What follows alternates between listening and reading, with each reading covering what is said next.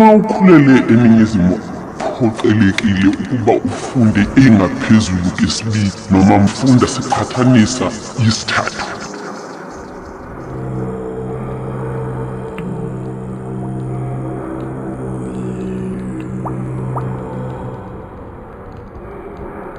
Hello. Gentlemen, please, let us use this wonderful studio for a while. Get some rest, have a cup of tea, or 2 cups. Uma ukhulele eningizimu uphoqelekile ukuba ufunde engaphezulu kwesibili noma mhlawumbe ngoba lapho bese. Thank you. This is so kind of you. What nice guys. You already know our new tutor, Professor Euclid, and today he will give you his first lecture. Especially for this meeting, we borrowed from our latest cartoon, The Adventures of Bakary-Jan Kone, this glamorous cave of a sorcerer, with magical attributes and projector in the form of a crystal ball.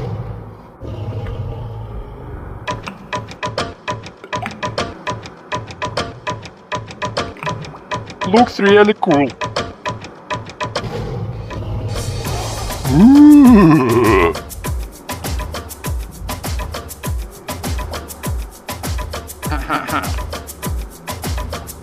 To begin with, I would ask you, dear professor, to make an expert assessment of the legendary video lessons by Eric Cartman, which we offer our students as a basic course for learning the fundamental principles of working in Adobe After Effects. And at the end of it, you will be able to make your own little cartoon.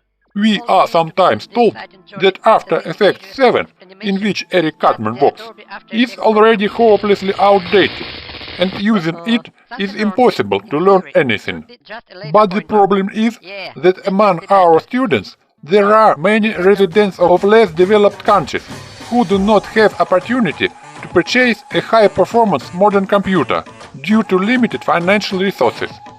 They have to use for training rather old, low-performance systems, taking into account the interest of such students so that they also have opportunity to get involved in modern information technology.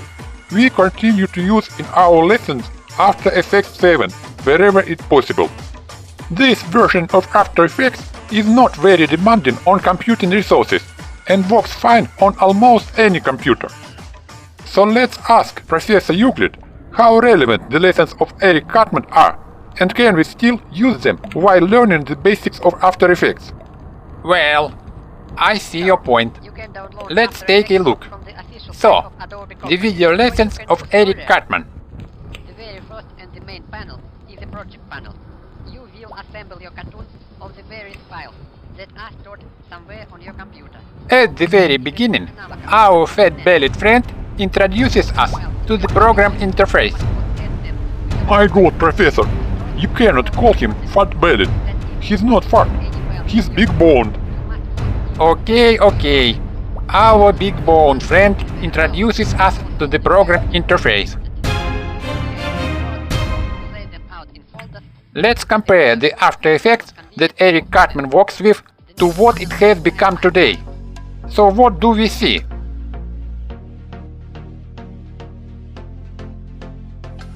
The color has changed, of course, but color is just a color. We can change the color ourselves. What are the main elements of the interface that Eric told us about? First of all, the project panel. Personally, I don't see any significant changes here. Next, the timeline.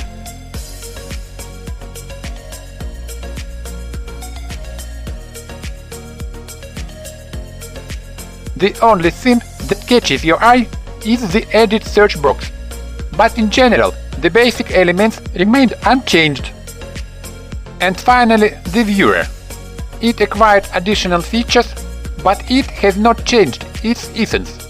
It is still just a player that allows us to view our cartoon.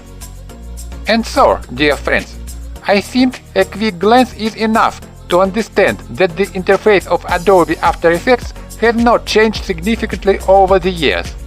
And even if you used After Effects 7 for beginners training, then literally 50 minutes will be enough for you to get used to and comfortably work in any, even the most modern version of After Effects. Therefore, I without a doubt recommend Eric Cartman's tutorials as a beginner's course in mastering the basics of After Effects, despite their venerable age. After all, good lessons are like a light wine.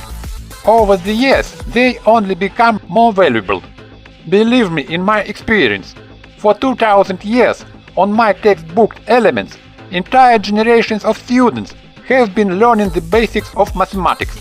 And I am sure that the lessons of Eric Cartman will not lose their relevance for many years to come, and they still have a long and fruitful life ahead of them. And to finally become sure of this, let us right now make a model of some cartoon character, guided by the instructions that Eric gives us in his lessons. And who are we going to make? Of course, we will create Winnie the Pooh. More precisely, it will be Winnie the Roo. That is, the Russian version of the beloved by everyone beer. We have already many times used this character in our cartoons. I look forward to see you in the next lesson.